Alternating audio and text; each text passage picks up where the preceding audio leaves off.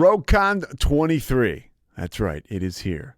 It's not back. It's here. It's the first one. Join the ultimate celebration of digital content with its creators, passionate fans, and industry experts. It is all happening in downtown Waco across multiple venues, January 20th through the 22nd of 2023. Now, if you want to go, you got to get tickets, and tickets are on sale at RogueCon23.com. That's RogueCon, RogueCon 23.com. Be there. I'm going to be there. Everybody's going to be there. Let's go.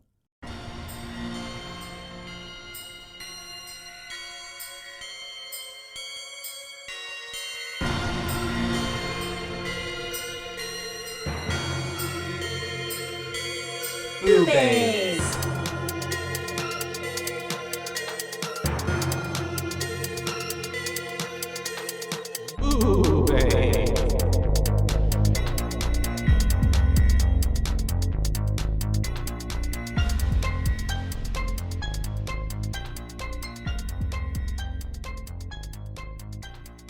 Hi. Hello. It's us. It's us. The BooBaes. The BooBaes. Your baes. Your booze. We're back. We're back, baby. We didn't really go anywhere, but Yeah. I mean, we just disappeared for a week, but as we normally do. like a ghost. Yep. Like Coming at you every Tuesday. I'm Caitlin. And I'm Joshua. Mm-hmm. And we're here to talk about some scary movies. We are. Scary movies that we love, you love, you hate, we hate. Ones that the popular opinion hate. Ones that Rotten Tomatoes hates. Yeah. What was it? 27%. Let me tomato go back to that. rating. Metacritic, we got 38. Okay, I really hate this new Apple update. I can't tell what the fuck's going on my phone You're so lost. at all. Like okay. the web, you know how everything's at the bottom now. I fucking hate it. Oh, it was a 26% on Rotten Tomatoes, 6.2 on IMDb, and 38% on Metacritic. But hey, but 85% of Google users did like this movie, and it's got a 6.2 out of 10, so that's not bad on that part. Yeah. Anyways, we're talking about As above, so, below. As below, so above. As below. Esmeralda. I don't know. Hey, Notre Dame. Notre Dame. Hunchback of Notre Dame. Good little call right there. And we are in Paris. We are. That's where this movie is taking place. Mm-hmm. I'm excited to talk about it. There's a lot to unpack with this. There's so much. many little because, subtleties. I mean, it's also too, like, being a horror film, whatever. There's just a lot of, like, we were kind of joking about it yesterday about, like, this is almost like National Treasure, but horror film. Yes, yeah. And as I'm watching it again, I'm like, oh, you're so, like, I'm getting so much National Treasure from this. Yeah, as I was watching it this morning, I was like, oh, yeah. Every, like, her, yeah. Like, so when's Nick Cage going to pop out? Literally. Where is he? Where's my man? One True It God. would be the only thing that would cement it. He would, if he played Nicholas Flamel. Oh, my God. Really, they missed. Reprises his role as Ghost Rider. There are so many opportunities there. Mm-hmm. A little crossover. Yeah, they really missed an opportunity there. They should. Shout out to Nick. They should. Erick. Yeah, Dowdle. The director, right? The Dowdles.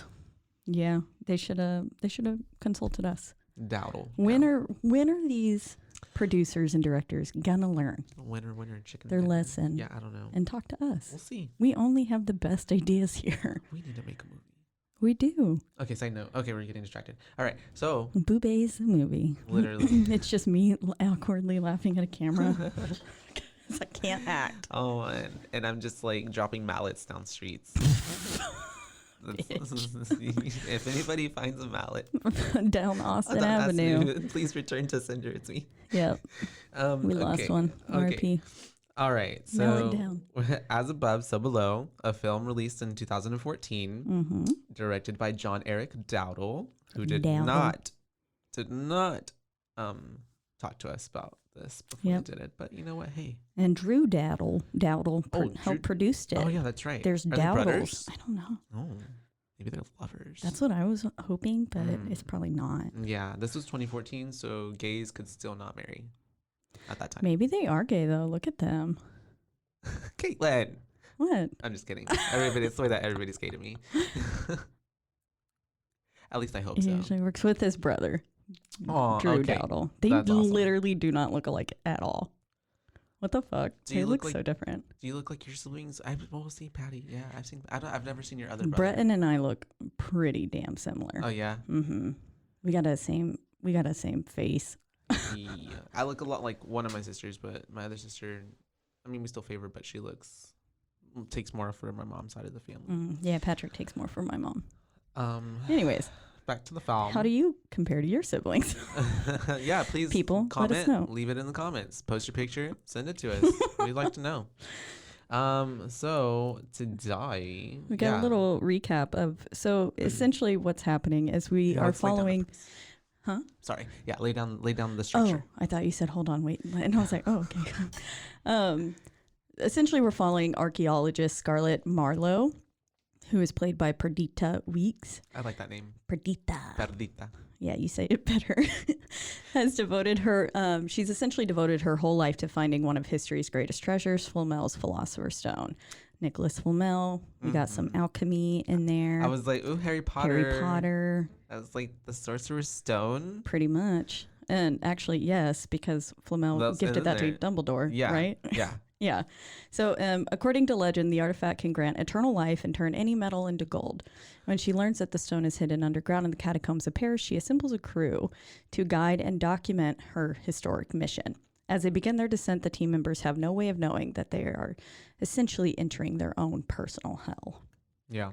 It is preying on their past and forcing them to like come to terms with their past. And so they're each haunted in their own, they are each haunted by their past. And it really comes out throughout the whole movie. Mm-hmm. And little subtleties, so very much so. Just everywhere. And so, yeah, basically we also start to with like Miss Scarlet. You already get a lot of backstory of how it's opening up. Well, there's an opening scene where she's finding the ruby or the red rose. It's the rose key. The rose key. And that's written in Aramaic, which is how our homeboy George comes in later. Yeah. So basically it starts off with her completing her dad's mission to find the stone. But in doing so, she had to find this rose key because it's going to help her translate and all the other clues that she needs to actually find like the Rosetta Stone. Yeah. And so then after that, though, we skip to like they're opening up. It's like a found footage style type of film. And so it opens up with Benji, who is her cameraman. Slash, I guess just assistant. Something. Recording her, and it's almost like an interview or just kind of getting to know her. So you really get a lot of the backstory of like already like her father was searching for this stone, and he ultimately ended up killing himself. A few things going back though to the found footage scene that happens as she's finding that rose key. They're blowing up. They're demolishing this cave system, I guess is what it is. And so as she's going in there and as she's escaping and all of the like horror and the collapsing, just calamity, she sees her father hanging from a noose, which comes heavily into play later. So I think it's important to note that his body was there. And then she also said that the punishment for trespassing like this, wherever they were, it's like burial up to your neck in sand. And all I could think about was Scorpion King. I've never seen that movie. Oh, it's like I know what it is. Yeah, there's just like this one scene where the rock's buried up to his neck in sand. Yeah, and then he has to like bite these big ass fire ants off and shit. It's really dumb. I love it. That's because it's a spin-off from the Mummy, right? Yeah. Oh, The Rock. With The Rock. He's made such a career. He did. After the wrestling thing, you know? Like really came into his own. But I just love Scorpion King. And so it's such a trash movie. We all have those trash movies that we really like. Yeah. I have quite a few of them. And so so we're getting to like get to know her backstory. Miss Scarlet has 4 degrees? Essentially, she's for sure fluent in 4 languages and 2 dead ones. There we go. And she's got at least 3. It was like 3 degrees. It was something. I wrote Homegirl's got like 800 degrees. Yeah. Like essentially she's just a boss bitch. 98 degrees. Yes. Didn't we talk about Nick Lachey yesterday? Yes. But yeah. So you're really laying down the framework of like Scarlett is smart as fuck. Smart, but is also too like dedicated, like all of the degrees at least. I mean, it's not like rocket science or this or that. Like she has dedicated her life to continuing her father's work, and so everything is like her entire life is like coming to this moment. Yes. Everything she's worked for, everything her father has worked for, and instilled in her what she's learned unfolds in an hour and a half, 90 minutes. Yeah, the film is literally 93 minutes. But yeah, so we're getting to know that we found the rose key, so now she has to go find George. George, and he's fixing some clocks. Yeah, it's the way that I guess he what did she say? He's a clock fixer? He likes to break into places and fix things. Oh, Remember? Oh, that's sweet. Yeah. Yeah, I'm like, okay, yeah. Because she breaks into this church, old bell tower. Bell tower, yeah. Oh. And so they're looking for George, and it's the way that like whenever he first sees her, he's just like, nope, whatever you want, I don't want to be a part of it. Yeah, they got some history. There's some history there. We find in Turkey they had some issues. Essentially, he ended up in a jail, and I think she just kind of dipped. Yeah, I guess she left him. Yeah, because she said I couldn't let the lead die, so I'm assuming like she just let him take one for the team as she was still trying to following whatever lead it was that was leading her to the rose key, because that's what she was searching for, I guess, at that time. And so it's the way that like if I were also the cameraman Benji, I'd be like, what the fuck? Like, you obviously, because he's telling her, like, George is telling Benji, like, stay away from her. Like, whatever you do not. And I'd be like, don't follow that's her. A red flag right there. This bitch will abandon you in a foreign country. And leave you in jail. And he's like, you left me in prison. She's like, I mean, it was more of a jail, not a prison. Like, she just brushes it off. Literally. I mean, I guess, thankfully, at least he seems to be fluent in quite a few different, at least in Aramaic, because that's what mainly comes into key here. Yeah. But and I feel like I imagine he probably took care of himself. There, but and I'm sure like if there was a prequel, that's like what brought them together. Like I can see like she was in search of like some translator for this and that. But then they fell in love. But then she left him in jail. And then she left him and never returned his calls. This running theme for her. Yeah, she don't pick up the phone. Oops. Until she gets the hill. Yep. And so we was that the chair? That was the microphone. And so essentially she tells him like, yo, I found the rose key, and he's like, what? You did? Okay. And so now he's like, oh God, as much as I hate this bitch, yeah, he's like, I gotta. She's got her little hooks in me, and he's like, I gotta fucking know. I gotta know. And so he talks with. There's some jealousy going on as he talks with the museum curator. That's right. And they were. Well, I think it was even before. Beautiful. Maybe wasn't it even before though? From both of them, because it was whenever she was like, I found it, and he's like, well, who'd you go with? Did you go by yourself? Who was with you? Oh yeah, and I felt like that was more of a like you shared that moment with another person and not me. I could see that. What? And then on her end, whenever he's speaking with her, she's like, she's really beautiful, and Benji's like, yeah, she's got great legs. Yeah. I was like, okay. And she's like, oh, how do you know her? Yeah, and trying to be subtle. And it's his like face expression when he's like, work circles. Yeah, like professional circles, like professional fucks. Yeah. Excuse me. And so they it's get okay, bud. You get around. They get into the museum. She left him in jail. She has no like. Yeah, he can go fuck who. And you didn't return his calls, girl. Literally. He can fuck whoever. And so we get into the museum that this curator or whoever let them into. She said 10 minutes. 10 minutes to look at Nicholas Flamel's tombstone. His tombstone that he carved himself. Yeah. And so it's under her belief that he left clues on there to find this philosopher's stone. We got to get the back of the what's the what's that map? What's that thing that we it's like which one?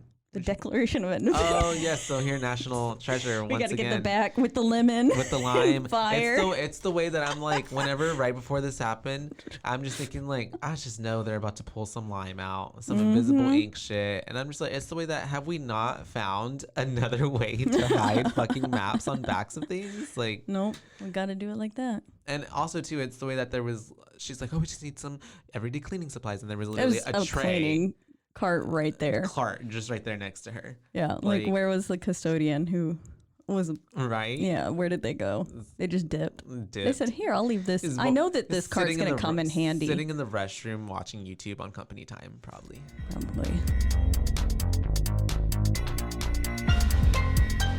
And now a word from our sponsors.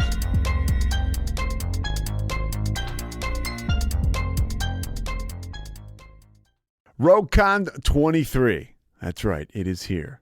It's not back. It's here. It's the first one. Join the ultimate celebration of digital content with its creators, passionate fans, and industry experts. It is all happening in downtown Waco across multiple venues, January 20th through the 22nd of 2023. Now, if you want to go, you got to get tickets, and tickets are on sale at RogueCon23.com. That's RogueCon. RogueCon 23.com. Be there. I'm going to be there. Everybody's going to be there. Let's go.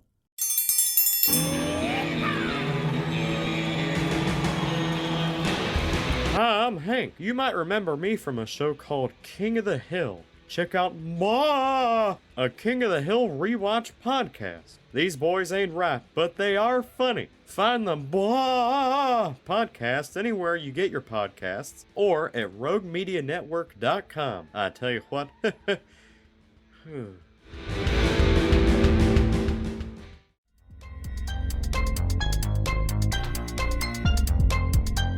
Anyways, they realize on the back of this, so he's helping her translate it, and they've got this big old puzzle, essentially, all these clues and stuff that they're having to decipher.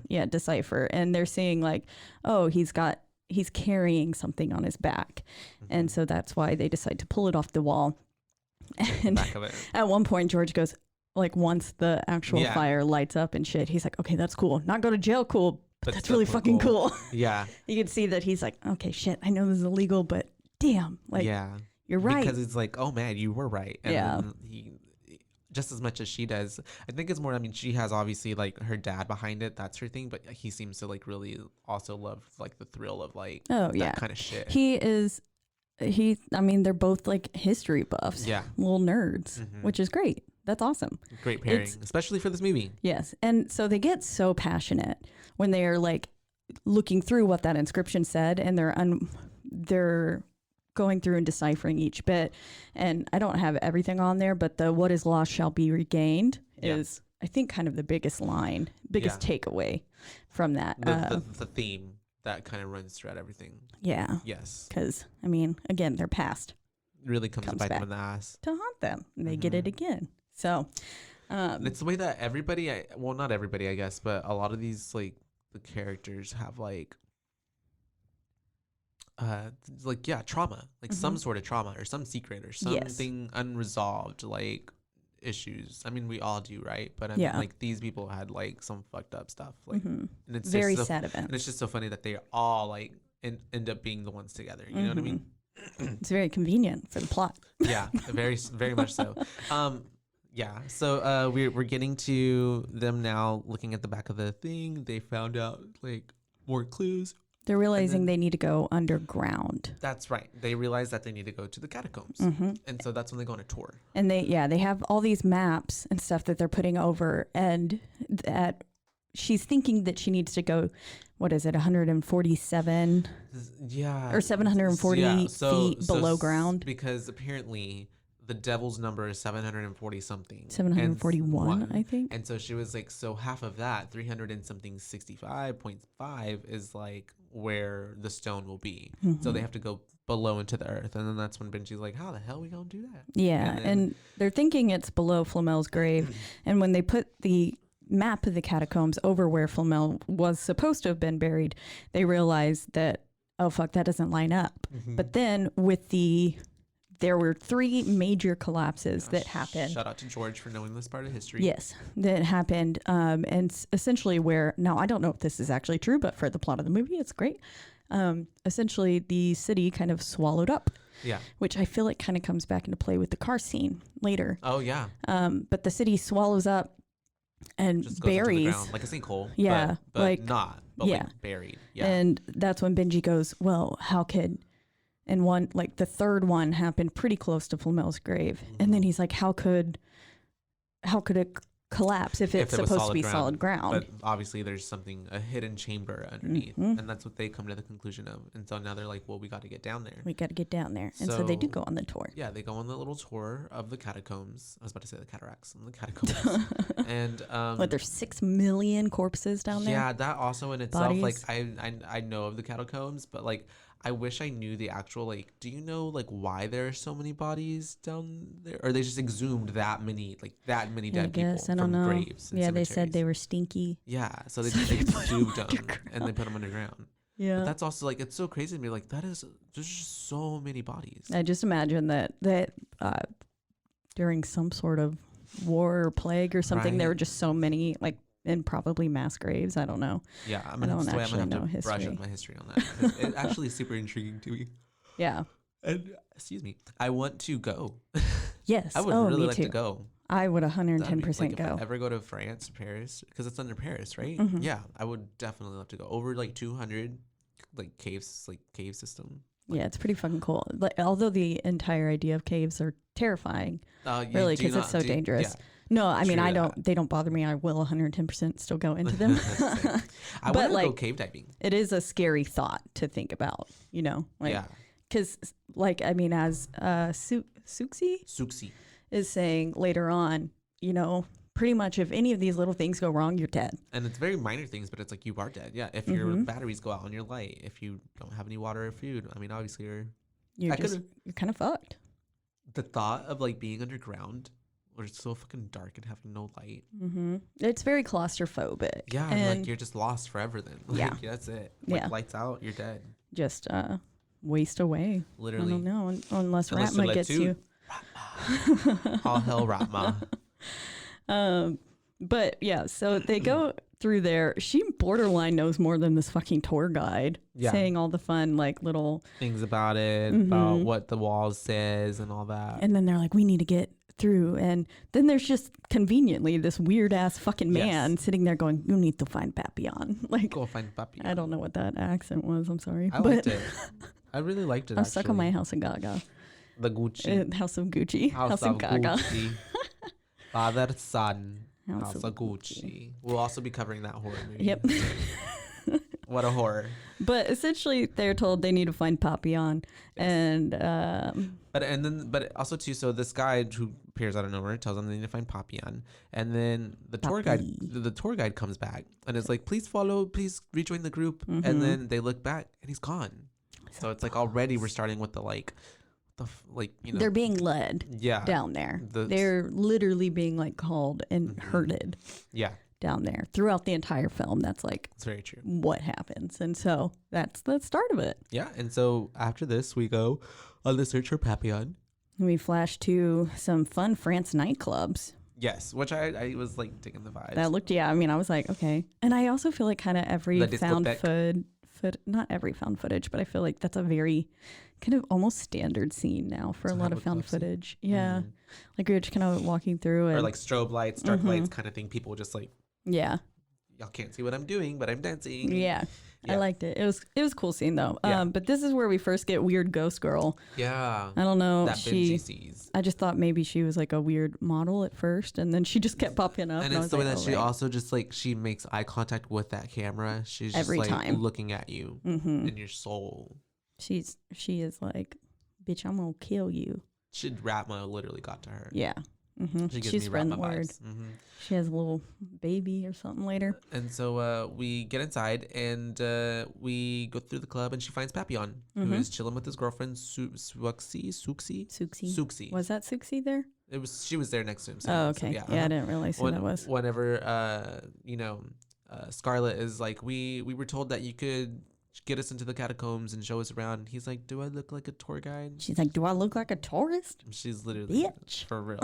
She pulls out the map. This is what I'm looking for. So she's essentially tells him, like, we know of, like, a chamber that nobody has ever been to. And there's treasure. There's treasure there. And that really intrigues Papillon. And then he's like, can I have it? And half of it. I can have, please. Can I have half of it? And Money, please. And she's like, you can have all of it. But I love the way that George comes. He's like, he's just like, no, you can have half. Half is fine. Half is fine. Half is fine. We're going to at least get some of this for ourselves. For real. She's like, I just want the information, which stone. I just want the truth. Yeah. Literally the last words of the movie. And so I guess essentially he agrees. Yeah. And we cut to the next day. I don't know why I wrote this, but I was like, George is like so very clearly in love with Scarlett. Oh, yeah. He is obsessed with her. It's the way that... Just any part. He's just like... Yeah, and even like in this beginning part where it's like, he keeps obviously saying, I'm not going to go down there. I'm not going to... But like is literally... But he keeps going. The entire... And I'm just like, oh my God, this boy. Yes, you are, sir. What is happening? Curiosity got the best of you. Definitely. He wants to know, and he ain't about to leave her alone. He's like, oh, fuck, I got her back again. Right? I can't go leaving her alone. Oh, breaking my heart. Essentially, then we get to the van scene where we meet the rest of the crew. So we get an official introduction to Suxi and then Zed. And Zed's not dead. Yep. And Papillon and them are rapping. Yeah. Got some beatboxing. And then he gives his De Niro impression. Yeah. So it's just kind of like... They're just shooting the shit. Yeah, shooting They're the shit. They're having fun. It kind of humanizes them. That's what I was thinking too. As like they're trying to give you like something to like care about these characters, I guess. Yeah. Like, oh, he's a little funny, or he's cute. Look how adorable. Yeah. And then Suxi is letting us know like pretty much about all the complications. She's saying like, you know, if your batteries go out and you don't have light, you're dead. If you lose your food, you're dead. If you get injured, you're dead. Yeah. Like no matter what. Benji's like, is it dangerous? Dead. And she's like, heck yeah. Is it dangerous? Yes, it's dangerous. And so it's the way that they're getting all their gear up. They're kind of all meeting each other situation. And then they are not discreet about going underground. No, not. It's the way they're like, we have to do this quick. If the police see us, we'll all be in big trouble. And it's the way that in the mid daylight, just like you're going underground. The time doesn't matter. Pulling back a fence, like, oh, that is true, right? When did they have done that at night? Yeah, that is Now that I think about it, they were ready. And the way that Poppy is like standing, I'm gonna call him Poppy. Yeah, Poppy. He's just standing there like at the fence, like he looks so shady. Yeah, his like little eyes. He's like looking around. Like, you next. And obviously y'all look like y'all are up to no good. Yeah, and they all have backpacks on. Yeah, like someone clearly ended up reporting them. So they get to the catacombs, the entrance at least, and so they're all putting on like their little light headbands, and we have oh wait, not yet. And so it's at that point where even Benji is still like, I'm not going down there. I'm just gonna take you as far as like, you know, George. Sorry, my bad, George. I'm just gonna only go so far. But they end up going into the little entrance to the catacombs, and they're like, we're gonna go through this little hole right here. Yeah. So they're in a railway, a train tunnel. Yeah, is where they are, and we get the important scene of Papillon tagging his name on the wall because that does come into play a little bit at the beginning. And Benji's now also installed cameras on some of their headlamps, which is very helpful for the angles. Yes. The film. Get other perspectives. Yeah, get a little bit of first person POV. But yes, they found this little tiny hole and they're like, are you fucking kidding me? Yeah. Like this is where we're going down? Well, okay. Yeah. Okay. Yeah, especially, was it Benji or someone? I remember one of them was just like, what? Yeah, I think it was Benji. Yeah. Benji was probably... Benji the whole time was kind of like, are you fucking kidding me? Are you fucking kidding me? Yeah. Like... Oh, yeah, especially here in a minute. And so, it's the way that they're about to go down the hole, and then Papillon, right? He gets fucking sacked. And that's... Yeah, that's like that was like a football tackle. And it was like, boom! Yeah, and it's also a jump scare, so it's kind of like... Because out of nowhere, all of a sudden, there's just chaos. Literally. And that happens a lot through the film, actually. And so he gets sacked, and then everybody's like, go through the hole, get away, because they're trying to get away from those police officers. And then it forces George to go underground with them. Because George ain't going back to jail. If he's going to do a lot of things, but he's not going back to jail. Yeah. And he's now underground, and we figure out why he is not a fan of being in a cave. Yes, that's right. And it's because... And it's the way that, like, Scarlett's a horrible fucking friend. Yeah. Like, just come on, it's fine. It's fine. So and he's got some serious trauma. His little brother drowned in a cave when he was younger. Yeah, well, then he was with him, so he shares that experience, that trauma, but he's the one that made it out alive. So I'm sure there's, like, so much... There's got to be so much guilt. Survivor guilt, like, just trauma. He just says, like, my little brother died, like, waiting for me to come back. And, like, that's not his fault. Like, I mean, he was pinned. Yeah. From what it sounds like, and I don't... Yeah. It's sad. It definitely not his fault. Yeah, and it's also... But I can understand how he and that's pins why I'm it on just, like, himself. also thinking, I'm like, Scarlett's, like, you damn hoe. Like, what? Like, are you kidding me? You knew that's all of like, this. Serious trauma. Yeah, and it's like, because it's like, she knew this, and then, because Benji's like, wait, why is he like, why? Did I say something wrong? Yeah. Because he was like, you really don't like caves, man, do you? Yeah, and then that's whenever she tells Benji, and it's the way that she delivers it, like, just so nonchalantly. Oh, yeah, you didn't know. You didn't know. It's fine. His little brother died, though. It's okay. That's like casual. It's okay. If it's not someone directly in relation to her, she doesn't seem to actually care. Yeah. Like when Suxi dies. Oh, yeah. Spoiler alert. Spoiler alert, you guys. And so, we get more. George is freaking out, rightfully so. George is, not having a good time. He's not having fun. He's having like a panic attack, essentially. Yeah. And then mild. Yeah. They're like, he's definitely like hyperventilating and stuff. And then they start going into the cave. Yep. There's no choice, only to go further. Mm-hmm. So they go down. They're walking for a bit, right? Yeah, they're walking for a good amount of time. They see Papillon's signature. That's right. His little tag. Classic Pop. Yep. He's like, pop, pop. He smacks the wall. And then he just like casually goes like, hot candles. Means people are down here. Oh, yeah, that's right. Yeah. And they walk past those women, right? Yes. Which was super... The weird chanting, singing. And I think that's the ghost girl. Yeah, she was the lead girl. Yes. Leading them. But, and so, like, obviously... Their eyes are, like, painted red. They're all ghosts, right? It's like dead. a cult. Yeah. They're all dead. There's no way that that's just random people. They're just, like... Or maybe they're just actual people, like, they're... Cultists, yeah? Yeah, and they're, like, trying to lead people into hell. Maybe, and they're getting eternal life. But it's the way that I'm just like, how are we, like... That is so terrifying to think of, going into a cave system that you think like, oh, I'm alone, but then you get there, there's like some other fucking... Like, there's like 6 people there and they doing some weird shit. Yeah, some ritualistic, like... Because it was like this weird chanting that turned into like some very like almost dissonance, but then not singing. Like, yeah. Because it actually sounded really cool. It just was terrifying. Yeah, like, I mean, if I was very, experiencing like, it... Gregorian chant. Yeah. Mm-hmm. It was interesting. And we're ghost girls there. And it's the way that, like, Pop is just like, oh yeah, there's some happens weird every day. We're some weird people down here. Don't mind them. It's okay. They won't mess with us. Casual. And so, they're going further. Remind me again, is this like... So they get to the point where essentially... They have to decide which way to go, right? Uh-huh.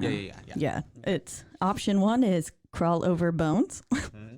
Or option 2 is go through bad tunnel that has been boarded up and deemed evil. Yeah. And Papillon says, like, that tunnel is bad. Like, that tunnel is evil. Like, bad. Like, people go in that tunnel. People who go in that tunnel don't come out. Yeah, and that's when we get the little story, which comes... It's important because that's when he's like, they have a friend who was called Letoot, right? What's his name? Letoot. Letoot.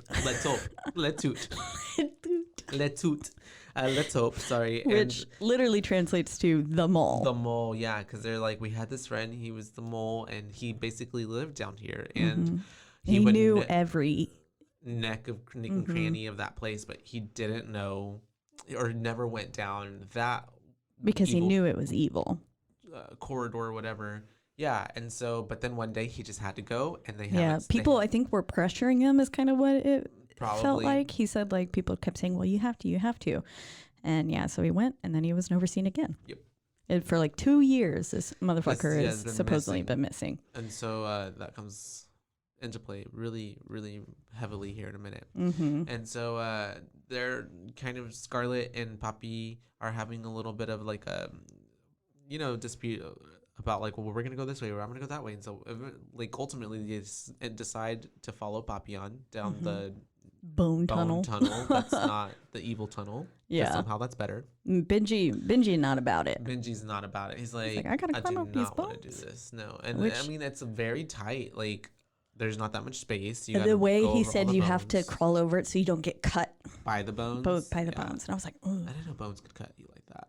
I imagine they're pretty strong, huh? Right? I mean, they keep us up right all the time. Yeah, and if they was a little splintered or something, I imagine that shit could cut you. Oof. Yeah. And now, a word from our sponsors.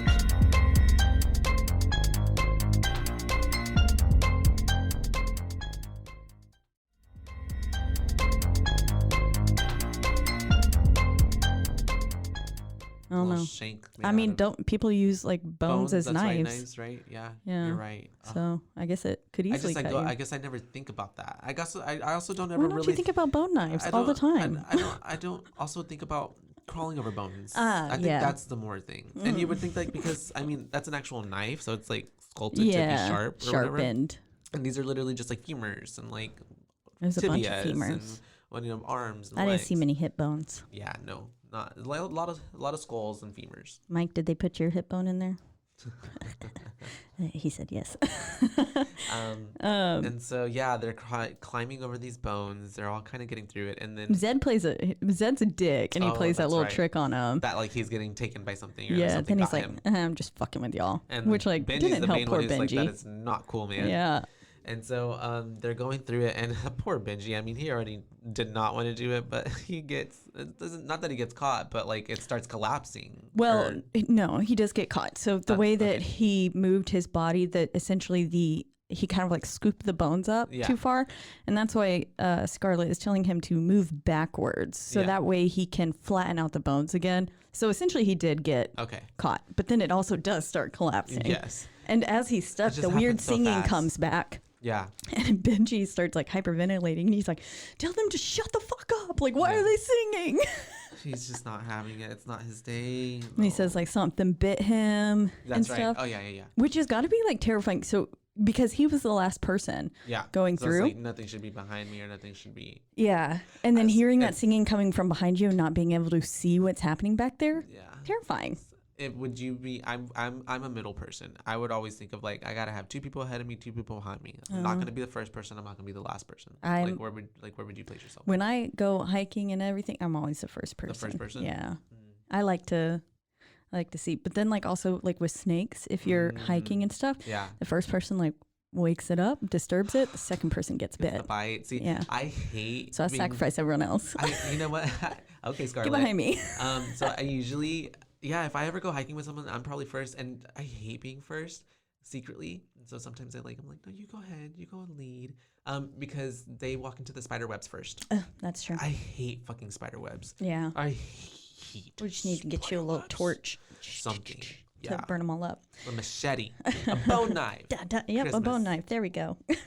Anyways, Benji's stuck. The tunnel does start collapsing, and they are forced very quickly through to the other end. Which ends up being where they started crawling in at. Exactly, that's right. Yeah. And so that's when they're like, Papillon especially is like, this is not right. Like, it's not how it should have gone. Obviously, because he's been through it before. And essentially, to me, it feels like the tunnels are changing. Yeah. Like Harry Potter. Once again, we're getting the staircase. Everything's changing.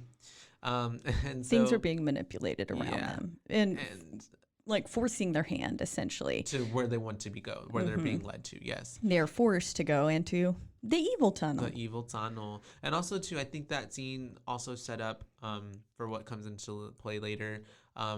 Scarlet, George, and Benji's already like mistrust of Papillon, you said you knew, but you really don't know where you're going or this or that. And then they get into the tunnel and they see Poppy's tag on the wall. And then they're like, you fucking liar. Fuck? You said you've never gone down here. And he's like, I haven't. Like, I've never been here. Yeah. And so, it's what George says, like, it just so people are just randomly spray painting your name on the wall. Yeah. Okay. Uh-huh. Like, They don't believe him. They weren't having a shit. And then right in these moments where they're like trying to figure this out, that's whenever the ring, right? Yes, the phone starts ringing. And I wrote, like, I remember the first time that I heard that scene and like watched it, I was like, what the fuck? Yeah. Like, No, at that time too, I'm to be like, I'm out. Yeah. No, like there's nothing is worth. Because then they like tried to kind of explain it away. Like there were some phone lines. The telephone lines used to run down here. And then they were like, but in the 50s, they took them all out. Yeah, or the 70s or something. Yeah.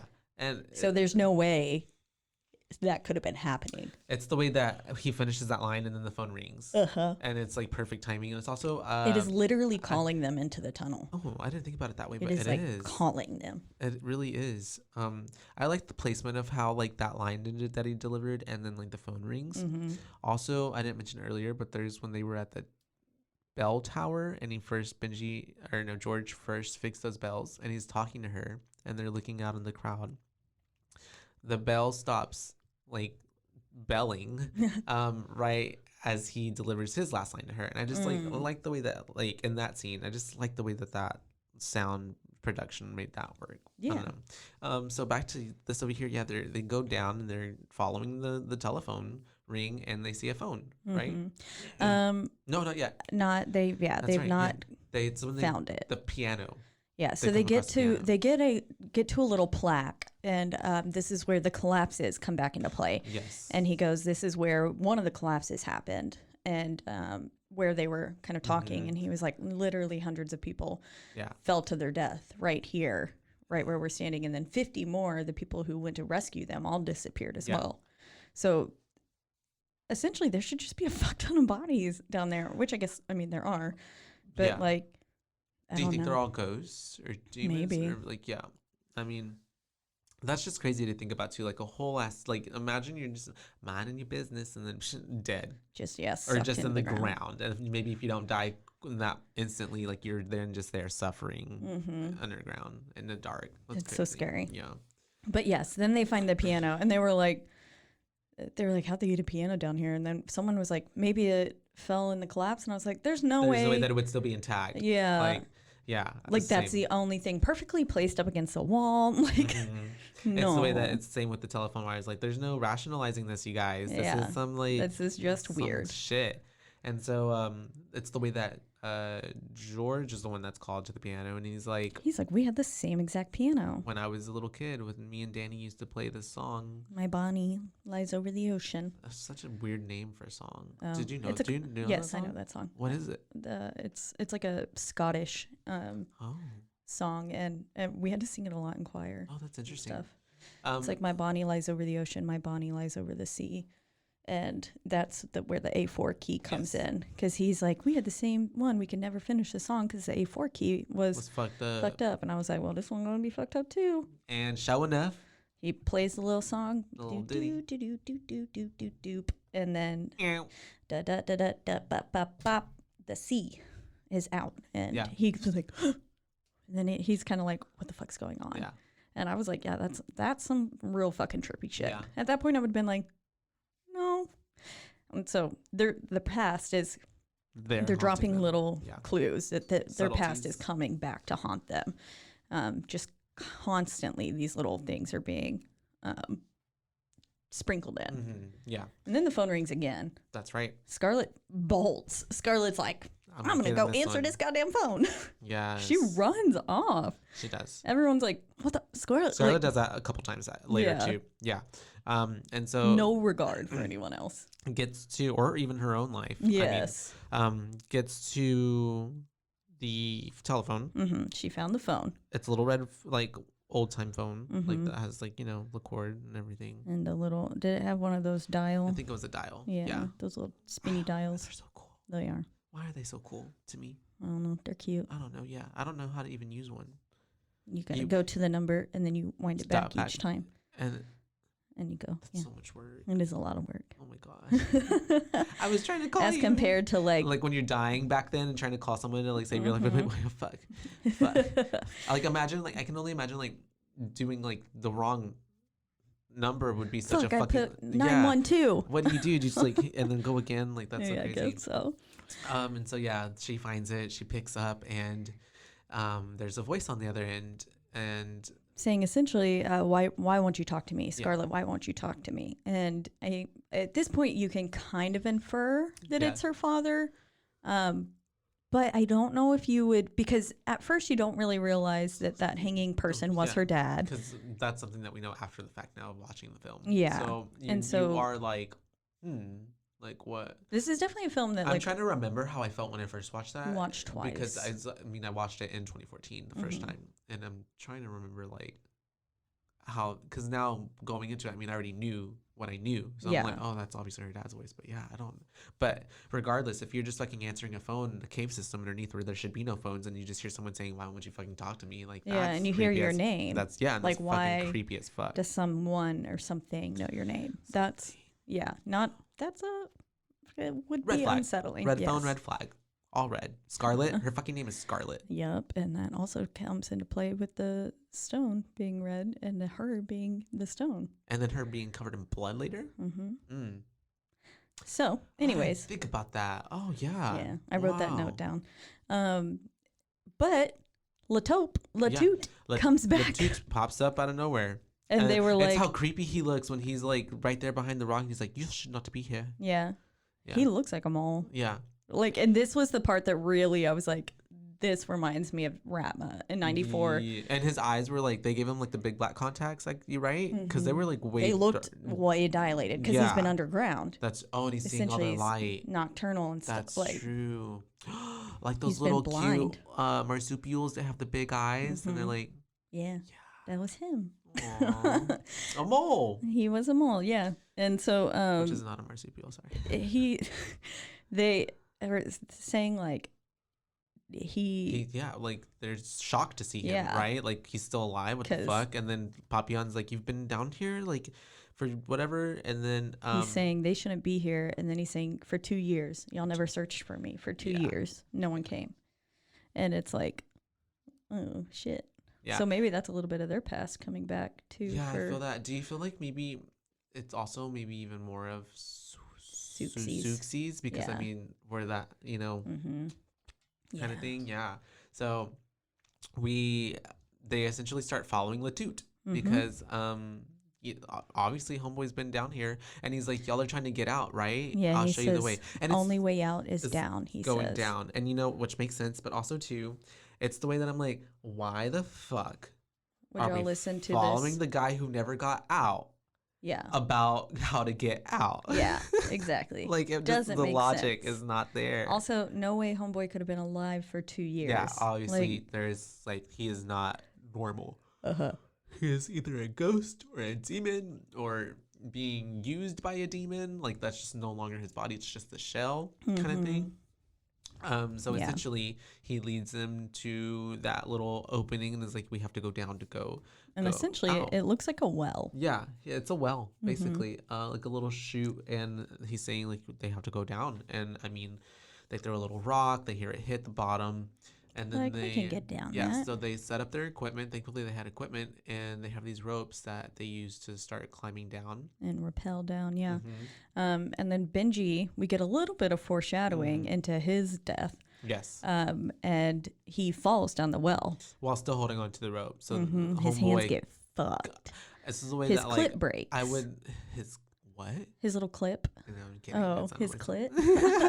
It broke. His clit got broken. Smashed. R.I.P. And so, it's the way that, man, I can't imagine the feeling. I've never done that before. Have you had like ropes like burn, cut your hand like that? No, because I am terrible at climbing ropes. Like at the end when Scarlett has to like go all the way up that rope by herself, I was like, I could never. I could literally never do that. Yeah, also, we never had like gym class or anything where they made us climb ropes. Like how they do in movies and films and TV shows. Also, that has to have been like so dangerous. You're like letting a kid climb to the ceiling. What if they let go and fell? Yeah, that sounds like a head injury or death about to happen. Yeah, like broken bones. How did the school not have more lawsuits? I don't know. And so they rappel down. What's his name? Benji falls almost. Was George already? George was still in the middle of it, right? Still trying to get down. He basically falls onto George's head. Yeah. And then thankfully that's what saves him in that moment. And then shout out to George. Yeah. And then they finally get to the bottom, and then it's kind of like this open chamber room. And and they are having to crawl over some sort of like it's like a little water system. That's right. I don't know what. There's like I couldn't. Was this the part where they stopped hearing, right? Yes. Yes. So it gets all muffled. It sounds essentially like they're all underwater. It's kind of and the it's the vibe way it that gave they're me. all looking at each other because they all feel it, hear it, not hear it. They're like, I can't hear you, you know. And the movie too does good of like making the sounds that are happening right now sound underwater and muffled, and then It's very inaudible. And then we get chaos. Yeah, there's this like weird ear-shattering kind of rumbling / alarm that all of a sudden goes off, and it forces them to run deeper into the cave is essentially what's happening. But while that's all happening too, they see the little boy, right? We get a little glimpse of a little boy, some little ghost boy, who you can assume is George's brother. So do you know what I thought? Because George's brother was the one that later on we see him come into play, but I didn't think that was George's brother. I think that's Zed's kid. Oh, maybe. Yeah. Okay. Yeah. Yeah, I always thought it was George's brother. Just because, but who knows? Yeah, I don't know. I'm not a Dowdle. They just saw, they see a little boy though, and then Lataupe, like, they go, what the hell was that? And he's like, not what was that, but who? Why is that? Yeah, and why it's like, is Gamora? Ooh, and so that's pretty unsettling. But they are now into this room, in which the puzzle comes back into play, the original one, where we are now, it says a winged vulture leads your way. Yes. And they find... And this was very, like, fucking National Treasure. Yes. Yeah, so they find this inscription on the wall, which has the winged vulture, and they do some other things. There's a Ptolemaic hinge, and AKA, the way she was describing it at first, I was like, that just sounds like a fucking booby trap. Yeah. But it was a way that in Egypt, they would hide the tombs. Of their pharaohs. Yeah. And so that way, if you knew and were like smart enough, I guess, and knew like you were supposed to be in there, you could gain access. But if you weren't, so that way any wrong move would kill you. Yeah. It would cover you in rubble. Because like what pharaohs used to bury themselves with their treasures and stuff and all their riches, so people would want to go steal. Yeah. And I really enjoy the amount of like the history and stuff like that's like all when they're like Copernicus and talking about the solar system and which parts had been discovered, and like at that point in time the sun and the moon were considered planets but the earth wasn't, and that's right. They were like at this point only 6 had been discovered, and then after everything it's 7. You get all these like tidbits of information, and 7 is the amount that 7 they need to pull the 7th stone in order to make this Ptolemaic hinge. And that's what they do. Yep. Pull the stone out, and then and I don't know how accurate any of that information is, but right. I was a fan of it. I was like, sold. Yeah. I believe you. And then the little tomb, they have a little tomb open. I was like, Jesus in here. That's something. literally what I thought of, because it was like the circle thing that. And it just rolls Easter, away. You know, you hear every Easter. And you put Jesus in that little hole. I put stone rolled away like Jesus or some shit. Yeah, literally. That was my thought as well. And then we get into it. Yeah. And there is Nicholas Flamel's body and laying on a slab. And perfectly preserved. Yeah. Like, I mean, he's dead, but it's like. And has been for 700 years. There's no rotting or like anything. Like I mean, he don't look alive, but he don't look He looks dead. a little gray. Yeah, but he's not rotted. He needs some like glow drops or something on his. Little Fenty Beauty. Just a little, what is highlight? Glossier. Glossier, yeah. Glossier, my bad. Glossier, I'm learning. But they see, so not only is Flamel there, they also see the word vitriol. Yes. Which is essentially meaning the as above, so below. It's the like it's alchemy the alchemist, kind of saying word. I don't know. Yeah. Like saying of alchemy. I don't know. And then it essentially goes to the as above, so below. As I see the world, it is how I perceive it, which comes back into play later. Yes. But this is where Benji again is like, because she's like the darkest light or the brightest light and darkest day. Yes. Or something like that. That's the clue. And so she asked everybody to turn off their lights. Their headlamps. And Benji's like, I didn't turn on my headlamp. There's a dead body right here. Like, he's like, no. Are you fucking crazy? And then 2.5 seconds later, everybody's lights are off. Yes. And then they see a little glowing light coming from, which is what is basically like a little water. Like a little pocket. I don't even know, like a puddle basically, but not. And so, it was like a dug. It was purposely made. Yeah. It was dug out. There was water on it, and then they see this glowing light coming from the bottom, so she starts pulling out rocks with Papillon. And then it's the way at this point too where I was like, Scarlet just be taken off and like, I'm gonna go, and they're like, no, but, and like 3 seconds later she's already in the water. You get the scene because you don't know. You don't know where it leads to. You could be underwater the whole time and just die. Literally, I'm like, you don't know how much air you need to have. You don't know like where. Hopefully, she can hold her breath for 3 minutes, like Deep House lady. Deep House girl. I guess she can because she gets through. Yeah. I don't think it's that long of a swim. No, and so they get to the other side, and it's this. Everybody comes in, and it's a room that has treasures behind a bar. Yes. What would you call that? Like a jail. It almost looks like a jail cell. Think of a jail cell, but filled with treasures. And so we're in Gringotts now. We're in Gringotts, literally all the callbacks. And so Bellatrix's vault. And so and then what's her name? Scarlet and George see what is it? Like a mural? I would say it's essentially a mural inscriptions. The love between the sun. The love between the sky and the earth. There we go. Yes. And so the birth of the sun and how they were pushed apart and could only touch by the tips of their toes and their fingers. Hands. Yeah. And so every day she gives birth to the sun and then at night swallows him back up. I liked that. I thought that was real poetic. Beautiful. Beautiful. And so she's deciphering all of this and that, and then they see the stone, right? And the mural, and so she takes it out. It's the sun being swallowed back up. Yeah. Takes the stone out, and then at the same time, Papillon and I guess Zed, they're trying to break into that treasure. Yeah, they're trying to get the treasure, so they're breaking like the metal bars, like the thing that clearly says "stay out." Yeah, and so because it's there for a reason, and so. And too late, she realizes the treasures are a trap. Yeah, literally, because she's like, it's a trap. And then as soon as they pull that shit down, the whole room starts collapsing. Yeah. Whatsoever. Yeah. And they are covered in rubble. That's where everybody's just freaking out, trying to like make sure everyone's okay. And then we see that Suxi they have to pull her out of the rocks because she's got buried by them a little bit. And she's got this gnarly cut on her arm. And at this point, they've lost all their packs in the mix, too. So they were like, do you have any first aid? And so they are now without first aid, no food, no batteries. And I put essentially everything Suxi had warned them about in the beginning. And I was like, also known as they're going to die. And it's funny because they were missing all that. But then at the beginning, she also said, and if you're injured, you die. And she was the one that was injured. Yep. Yeah. So it really called it back. Like there's so many little callbacks just throughout this.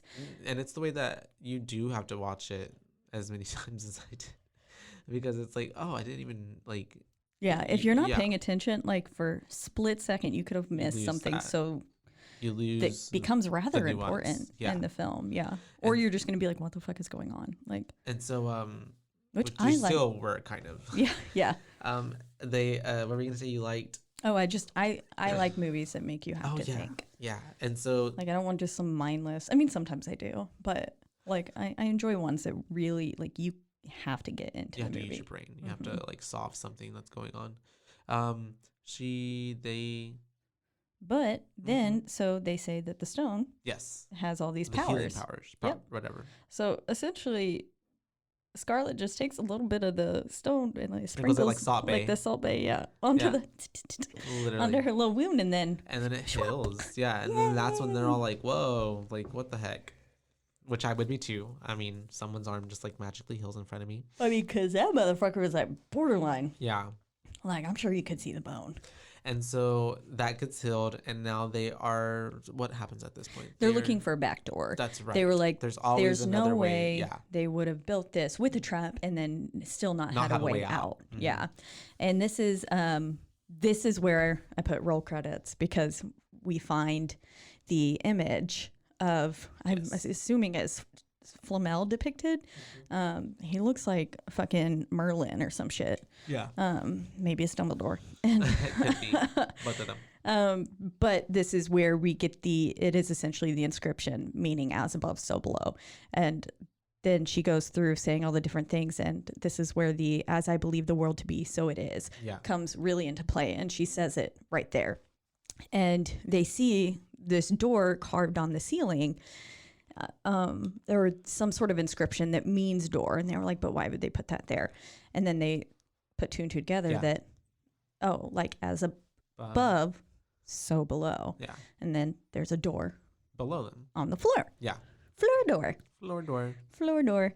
And it's like, they gotta, who Poppy is like, we can't go down. Like, we are at the base of the caves. And she's like, bet, bitch. So she just starts whacking at it. Yeah. And then all the water starts going through. So she's Which I'm like, and it's the way that she's like, if we were done, where's the water going? yeah. Huh? Tell me about that, huh? 'Cause I'm right, you're wrong.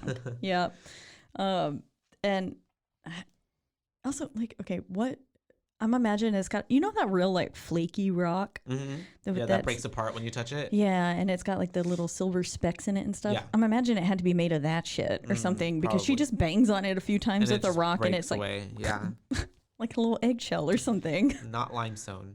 Yeah. Well, yeah. Well, limestone does break apart, doesn't it? I like don't at know. Cameron Park, I think that's all lime, and like when you like, it's like flagstone. And it's like- limestone is what the whole catacombs are made of. Yes. That's what it said. So I guess, yeah, maybe it was. Anyways, I have no so clue. we break through it, and we're not geographers. Yeah. Geographers, geography, geologists. Geologists, yes. They descend. So I was like, they have to descend further. Mm-hmm. And then they get to a fun little inscription on yeah. and she's like, yo, can you read this? Conveniently, George Of can read course, it. Right. All ye who enter here. Abandon all hope, ye who enter here. There we go. Which is known as the inscription over the gates of hell. Mm. And then she kind of goes in and she's like on her stomach, and then she looks back at him and she goes, and they should be made to crawl on their bellies to enter the kingdom of darkness. And George is like, yeah, that occurred to me too. Yeah. Like, can y'all just fuck already? For real. Yeah, they were like, I mean, high key, they were getting off on this info. Yeah. Oh, yeah. Most definitely. I mean, it is really fucking cool. And so they start crawling. And Poppy's like, I'm not going in there. You Oh, fucking yeah. kidding me? The gates of hell? And then he goes in there. Literally. That's everybody. You don't really have a choice. At this point. Because Yeah. it's either just do something to try to get out or just sit there and die. Mm-hmm. You know? Exactly. And so they're crawling through. And at this point, They get through, and it's the same room. Yes, but that's now right. everything is Everything's upside flipped. down. Yes, everything's flipped. Oh, and did we mention earlier that we lost Latope in the rubble? Oh, no, we didn't mention it. So Latope went bye-bye. went bye-bye. Yeah, he's no longer with him. Gone. But was he ever really with him, though? Dun, dun, dun. We're about to find out. And so it's the way that they get into the room, and it's the complete opposite of where they were before, that little treasure room. So that's whenever Scarlett starts noticing that, like, oh, it's a reflection of what she's we like, were this just is in. a mirror. Everything is upside down. And I love here Poppy asks, he goes, are we dead? Yeah. And I was like, nah, yeah, but Not you'll yet. be. And Scarlett's like, no, we're not dead. And so that's when she has But like the- that, I felt like it was a very legitimate No, question. yeah. Like, this is some sort of afterlife? Because it's fucking weird. Yeah, like, is this how everyone is led to Yeah. hell or something? And yeah, And so it's wild. she realizes that they have to go back the same way, like, you know, essentially that they had gone in. So, you know, it's basically reverse what happened just a while ago when they got to the treasure room. She goes and they dive underneath and they swim back. And this scene, something's in the water with them. Yeah, because You can't tell what. I couldn't tell what. No, yeah. This is the scene where it's like they all like. It seems like something was like sucking them in, like Yeah. a water vortex. And I'm like, what's happening? And there's like some screeching, and then the camera's just kind of glitching a bit. Shaky, It's like and then- cutting black for a second. And then they emerge and they're all there. And it's like, oh, okay. Okay, Yeah. we all good? Okay, we good. Are we dead? And then, so yeah, they end back up in Flamel's tomb area, but it's the He way crusty that looking he now. is crusted. Like he does it. He ain't He cute. seems more like he's been dead as opposed to just like recently tapped out. Yeah. And then we get a pan to Latup, right? Latup. Latup is just sitting there, Toupee? head down, just being weird as fuck. And so, and that's the way I wrote, like, how the hell would he have gotten there? Yeah, literally. Like, how? And it's the way that none of them are even like, well, they're just like, oh, we need to help him. Yeah. And it's like, and so that's when Susie, be more afraid. Yeah, is walking up to him, trying to be like, it's okay, like, hi, and hello. And he does the ultimate thank you. Can I give you my card? Yeah, right. Can I give you my card, Ratma? Yeah, I'm gonna leave my card right here. Just give me a call. And so, yeah, it's the way that I think I was like looking down on my phone when this part happened, but it just happened so fast because he just like lunges at her. And he motherfucker grabs her head and just starts bashing her into the ground. My favorite. And it's the way that like homeboy in a matter of like at least 15 seconds like murdered her just by like bashing her head. Smashed her head, I think 3 times onto the ground, and her face was fucked. And it's the way she kind of looked gray almost immediately. I don't know. And this is where we find out that the stone can't bring back the dead. Yeah. It can heal, but if you're still alive. But it can't bring back the dead, and she was dead very fast. And so, and then the tube just kind of okay, bye. Just kind of yeets out of there. They're just like, okay, bye. Okay, and nobody's like, where'd he go? Like, what's up? Like, it's just kind of like, she's dead now, so we got to move on. Yeah. I'd be like, no. Which is, again, because, like, this is why I said she doesn't seem to care if it's not someone, because, like, Poppy is obviously clearly upset, and so is Zed. Yeah. And she's like, we have to go, which is true. Like, yes, there isn't anything you can do, but when Benji dies... It's a whole she's different... a fucking mess. Oh my God, yes. And it's like, and then they're telling her, we have to go. And it's like... the way that, like, because I guess that she feels like, because I got the sense of, like, you're right, because she didn't really care when Susie died. And then she was just like, I'm so sorry. Yeah, like, right. But I'm sorry for your loss. Bitch, you knew her too. But then, you like... witnessed her get murdered. They are here because of you. And I feel like she had that thought in her head for Benji, but not for her. But I'm like, it's the same thing. She's there because of you. And I feel like she felt like... killed these people. Yeah, you brought them down here. Okay, Heather. And they're dead. Yeah, for real. I'm so sorry. I've killed all of them. Yes. And so they climb back through the Jesus hole, essentially. And as she emerges and they get into that room with the weird pillar where the Ptolemaic hinge originally was, she sees a noose hanging. Yeah. Just briefly, she goes away from it and pans back and it's gone. And so we're getting another callback for her father. Like, okay, clearly this hanging person means something to her. They're really... And at this point, you don't know still, so you're just like, huh. But you put it together because it's like, well, you know that he killed himself. Yeah, we know that he went crazy in search of, which, like, at this point, she's going a little bit crazy too. Like, I mean, I would be if I was stuck in literal hell. They are in hell. And so they keep going deeper and deeper because they get back to the well. Yes. Again, they get back to the well.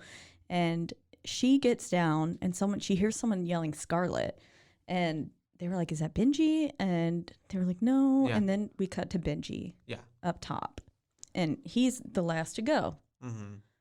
And it's not working out in his favor. No, I would not want to be the last person at all. And that was the same Ghost Girl, right? Yes. Yeah. So Ghost Girl the last is back one. again. He hears a baby cry too. Yes. Here's a baby cry, and then that's whenever he essentially just gets pushed, right? Yeah, she kind of picked him up and threw him into it. Shows her face. She has the baby in her hands. Yeah. She has a baby in her hands, and this is like one of I feel like the most major jump scares, aside from maybe the stone people. Yeah. And it just like, she's just essentially like, boom. And then he fucking... Look at my baby, and he goes, ah! And it's the way that he falls, like, through this hole and, like, hits the floor, like, ooh. Homeboy, dead. That was his brain split open on that limestone. And that's whenever, like, we were talking about R.I.P. Benji. Scarlet. I'm about to call her Samantha. Miss Scarlet starts freaking out, because freaking Benji's dead. And she's like hysterical, freaking out. But it's also the way that I thought her crying sounded like laughing. It sounded like she was laughing too. And she's like, I've killed you all. And so then everyone else is like, we gotta go, like, we gotta keep going, you gotta leave, like, because she's just like crying over his body essentially. And then we get back to climbing over the bones. Yes, again. That's right. So we're climbing back through those bones, and that's when we get little bro. Yeah. Little bro hiding under the bones. Under George the water. rightly freaking out, and is like, wait, like, stop, move the bones. Like, we got to get to that's my little brother. That's Dave, or whatever the fuck his name was. And Danny. Yeah. Something with a D. It was Danny. And they're trying to get to him, and then Scarlett, calms it down and is like, this isn't real. This isn't real. Down here, yeah. Like, this, he's not there. And at this point in time, like, the way that she looks, like, I guess with the tears and sweat on her face, and the way that George looks after that, they were just I thought the actors did a fantastic job. Like, they killed it, looking absolutely fucking terrified. Yeah. They looked horrified. Like, they're going through some fucking shit. Yeah, I was trying to find if they, like, actually made him do anything, like, kind of like the Blair Witch. I couldn't find any information like that. But anyways, they hear more screams, and it's prompting them to go further. To me, I thought the scream sounded like Benji as he was falling down the well. Okay. But I think it's Poppy's brother. Okay. I'm assuming it was his brother in that burning car. I don't know. I'm not sure. Or maybe just a kid. A friend or something. Yeah, killed his friend, and that's where the burn on his hand comes into play. Because what was it? Benji had asked way earlier, like, so why is what's up with that burn? How did Pop get it? And that's whenever Zed's like, oh, we do not talk about that. Yeah. We don't ask him. Don't ask. And but we round the corner to this just spectacle of a car on complete fire, burning, with a person sitting in the back seat, looking just like he kind of makes eye contact. Turns to the right, and Poppy is yelling. He's like, "It's not my fault. It's not my fault." Yeah. And then he starts getting sucked towards the vehicle. That was funny. Yeah. Oh, pretty funny. It looked like he was on like a fucking treadmill or something, and it was like moving him towards it. But whenever the guy grabs him, that was creepy. Yeah, scary as fuck. On fire, like, just pulling him into it, and then he falls and gets sucked into. We get that weird. Yeah, it's such a weird CGI. Like the car just gets like shucked into the ground, just like the city got completely sucked up and swallowed, and it gets put like upside down, and so and just his little feet are sticking out. Yeah, so you literally just have Pop's feet just sticking out. So sad. And they're pretty much just like, well, I liked Pop. Can't do nothing. Yeah, I like Pop. He was kind of funny. Sad that he died, but also too, he didn't face whatever it maybe was his fault. And because he's like, it wasn't my fault. He's not accepting the truth. He's not like actually like dealing with that shit. Yeah, just, like, dead. You met your demise. Yeah.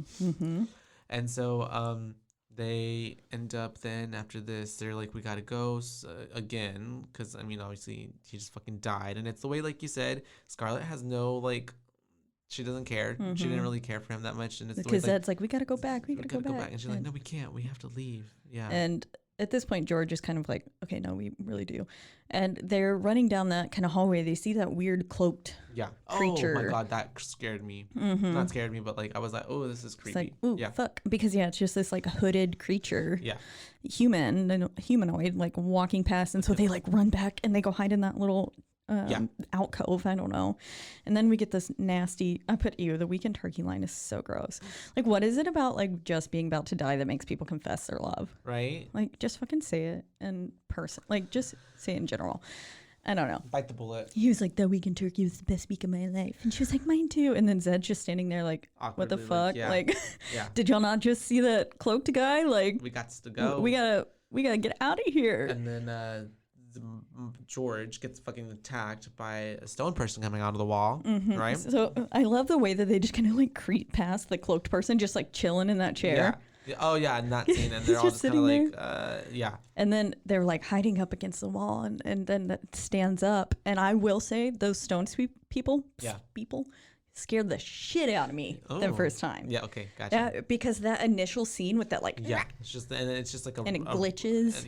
And then a lot of it too is like they're just like running past the camera, so you just see like really fast, like because their faces were like in the walls. It kind of reminds me in like the Chilling Adventures of Sabrina when she encounters herself in like the 3rd season. I don't know. It got bad then, but yes. It kind of gave me those vibes as well. Um, Because she's, the Morning Star version of her. and they're like, and there's like a stone, and they're in the stone or something. Yes. Anyways. Oh, I remember now, because she's challenging that other dude for the crown of hell. Yeah. Calcifer. Nope, that's Hell's Moving Castle. Calcifer. Anyways, they were really fucking scary, and it essentially looks at like it was just people painted in gray and like in a gray hoodie. Yeah, and low lighting. They were like, we're set. And running around. But it did scare me the first time, and George gets a big ol' chunk of his neck just like fucking ripped out, and so they are like freaking out. They're dragging George on the floor. Teeth are bones, and they can cut you. That's true. They are dragging George like on the like literally dragging him and running and pulling him. Right? And she realizes the stone isn't working. She's trying to she's trying to use it, but it won't work again. And so that's when she's like putting it two and together, like what they read earlier. Well, it's the way that motherfucker's dying, and he's like, vitriol. Vitriol, yeah. And so, I was like, he says vitriol like he's got time to solve riddles while he's bleeding he's still out. Trying. He's got to let her know, and because she wasn't thinking of it. And so that's whenever she's like figures out that this stone is like a trick stone, and she has to go. She has to rectify it. She has to rectify it, and just that word though. Oh my God, rectify! And she has to go put the stone back in order for her to get the actual real stone. And so it's the way that I'm thinking, this bitch is about to go literally, how is this girl gonna get all the way back when like essentially it took them so long. And this like, she's like, I'll be right back. A minute of the film is like just her going back. And then it's also too like there were certain things had collapsed, like certain doors like shut behind them. So it's like I'm thinking like, but you know, it's a movie, so Final Girl's got to do it. So it's I love the way she face palms one of the stone people. It's the way that I'm thinking too. I'm like, where did this super strength now? She's got super strength because she knocks out one of the rock people, just like pushes them back, and then also she grabs her whole ass face and it's just like eats it. And then after that too, she has to climb up the rope, and I'm just like, what? Like, where did I would never be able to. I'm like, this has got to be the most like adrenaline, like you know. Flight like like mom's picking up cars because kind of thing. It's just like there's no logic, like what? So homegirl is doing everything she can to get back. She's apparently like, I mean, she swims through the water that they swam through earlier is now blood. It's no longer just water. Oh yeah, she gets sucked into like there's these bloody hands coming out and they're pulling her in, and we get the beautiful scene. I love that scene because it also gives us like one of the thumbnails for the movie, like in different. It's like one of the kind of iconic scenes, I feel like, but the blood scene's so good. I like it, and it's so scary. Like, I mean, the whole her going back by herself thing, like having you encounter all that by yourself is like, oh, nope. So she finally gets back to the tomb, ¿verdad? And so at first she also encounters her dad hanging again. That's right. And yet again. It's this last time, and she touches, she touches because he's got like a sack over his head, like a pillowcase. And she takes it off. And it's her. It's her, like, screaming at her. But it happens very quick. And then the floor is biting her. Did you realize? Like mouths little people. On the floor. Yeah. And then she dives back through the water from Flamel's grave into the treasure room. And, she's able to put back the stone. And then she's like, where's the new stone? And then it's like a mirror. And she's covered in blood. Her name's Scarlet. She's red, just like the stone is, the Philosopher's Stone is. And she's like, oh, like, bitch, you the stone. Yeah, she's the stone. Which also, too, is just like, what? Okay. It's the way that they put that in, too, though. And I will say, I'm like, that doesn't give me, like, you're right, though. It's just, I mean, I think it goes back to the you control your own destiny, and like the world is how you want it to be. But essentially it's just saying, like, I mean, I guess because she has overcame all these things that she's now given that. Yeah. And she's rectified herself. And so, but like she's given this essentially superpower. I don't know. And so, I would say it's superpower because she then is running to go find George or get back to the guys. And somehow they're not dead. Yeah, and then this is the point where she does meet her father, right? Yes. So, well, first, she's running back. Yeah. And this is where we figure out she can kind of manipulate the world around her because she's running back over that blood trough thing and the little hands, and then she goes, as I see the world, so it is, kind of thing. And the hands retract. And then then she comes up to her father and she's like, I was like, bitch, do you got time to be hugging your dead dad right now? Literally. Like she just hugs him and she's like, it's crying. I'm so sorry I didn't answer. Pick up the phone. I didn't know you were in so much pain. And then he just disappears. Which calls us back to the beginning, and she gets to say sorry, and it rectified her wrong. Yeah. And a lot of her guilt. Yeah. And then she makes it back to George, and he's like, did you get the stone? And she's like, yeah, I got it. And she just like kisses him. That's right. She's like, nah, nah. And then he's better. Magic kiss. This Sleeping Beauty. Brought her back back to life. Snow White. And so she's the stone. And that's when you realize that she's the fucking stone. Yeah. And it's just, and that for me, I was like, oh, okay. But that's whatever. Pretty cool. Yeah. At that point, I'm like, all this time for a fucking stone, and it was inside you the whole time. It was in you all along. Just believe in yourself. Literally. And so then, she saves fucking George. He comes to, and they're like, we need to get out of here, right? And so they get to another hole, and it's the way that she's just like, to get out, we have to throw ourselves in. We have to rectify ourselves, and we have to jump. Yeah. So she then is like, George, like, what is it that you're holding on to about Danny? Like, why? And then that's when we learned that he had told his brother that he was going to come bring back help, but his brother died waiting for him to get that help. Yeah, so he just because he got lost. Yeah. And he was, again, not his fault. Yeah. But he held on to it. And then out of nowhere, because we got to give Zed something. Yeah. He's just like, well, I have a child that I seen. deny. I don't know him and I don't claim him. I know he's mine, though. And at that point, I'm like, oh, okay. Like, that didn't seem very, like, as big of a deal. Yeah, like, honestly, but okay. Whatever. But, and then I'm also, too, like, why weren't no children, like, coming in and attacking you the whole time? Or where were your demons at? But, so that happens, and then they both, like, they all see the light or whatever. They rectify themselves, and then they jump. And it's, like, essentially, I get the vibe that, like, hell is, they're literally, like, being transported through a portal, like hell is spitting them out. And it's just like blah. That's a good way to see it. And they are put into this room. They survive this fall miraculously. Yeah. It's like, gives me like Spy Kids vibes. That's what I said when I was watching it. Spy Kids 2, I love watch streams and they're just falling there forever. And then they look up. Oh. Yeah, literally. Well, I'd say about 3 hours now. Wow. And hey, that movie too, because it's got basically an alchemist. Yeah. Oh, wow. The parallels.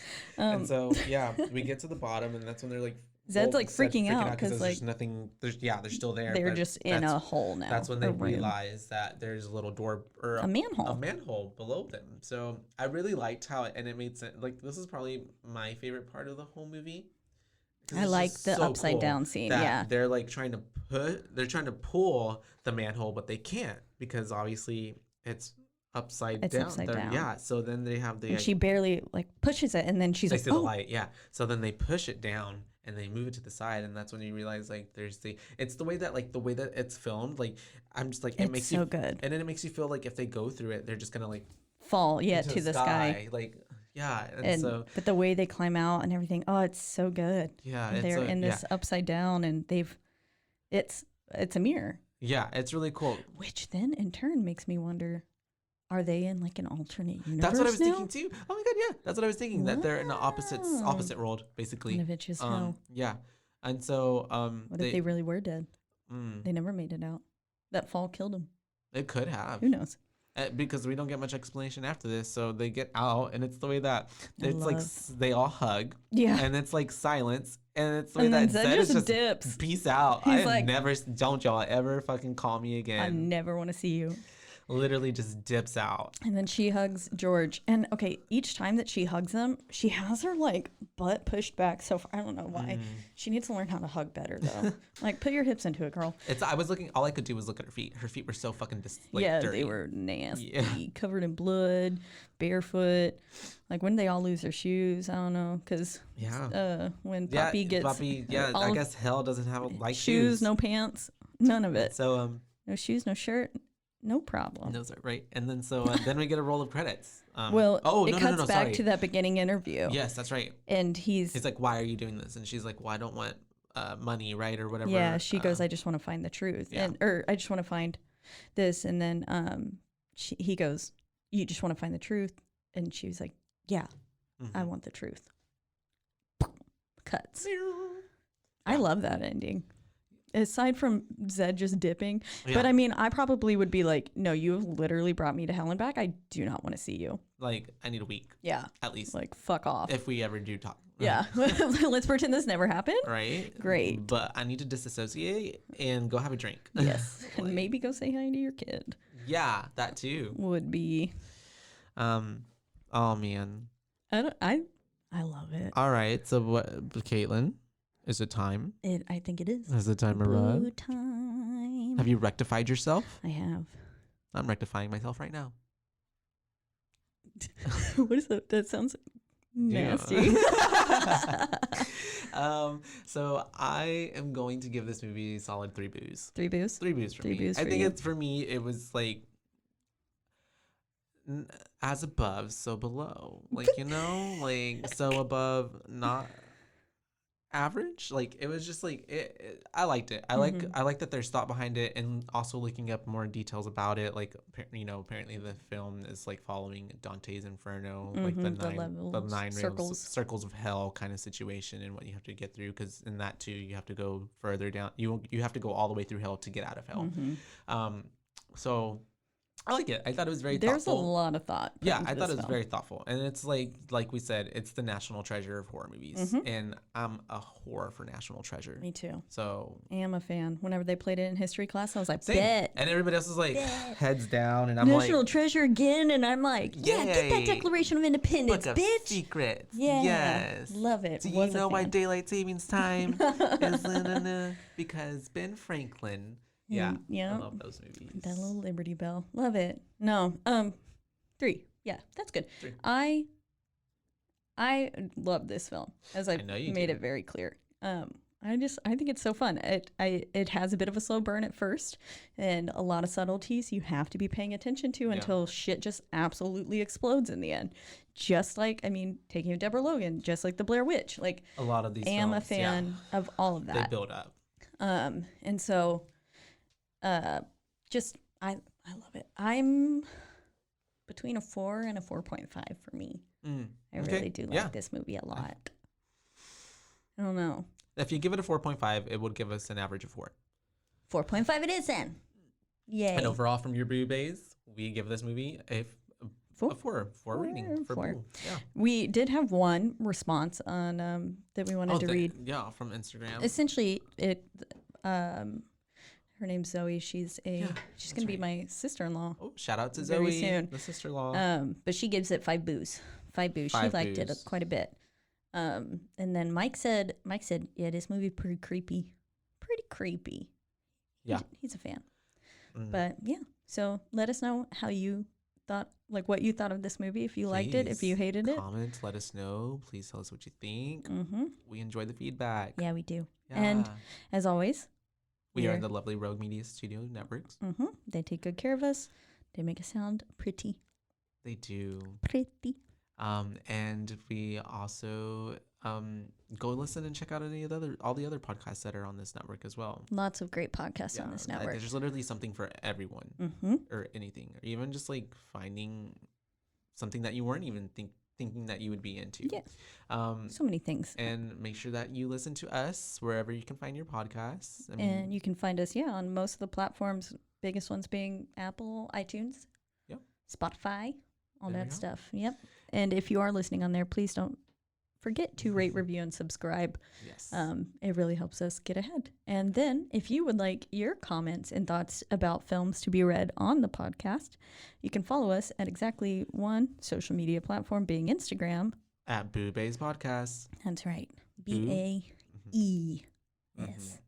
Not babes. No babes. We are the babes. That's right. And once again, I've had so much fun. Yes. It's the way that I've watched this movie like at least 5 times this week. Gotta take it all in. It was like half one time, fell asleep, half another time, watched it again because it wasn't good enough, and I was like, but then I was drunk, and so then Yeah, last night I tried to start it and I was like, I am trashed. Same. I have no clue what's going on. Oh my gosh. So, anyways. Why have I been so and trashed all sad this stuff. week? Sad stuff had to happen. Oh But, my gosh. oh well, R.I.P. R.I.P. And Like bye, we always say, babes. bye, babes. Bye, babes.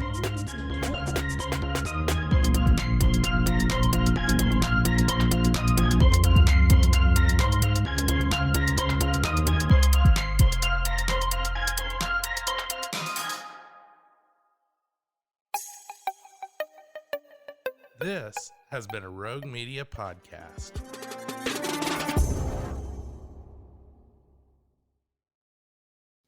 Join the ultimate celebration of digital content with its creators, passionate fans, and industry experts. It's all happening in downtown Waco across multiple venues on January 20th through the 22nd, 2023. Tickets are on sale now at roguecon23.com.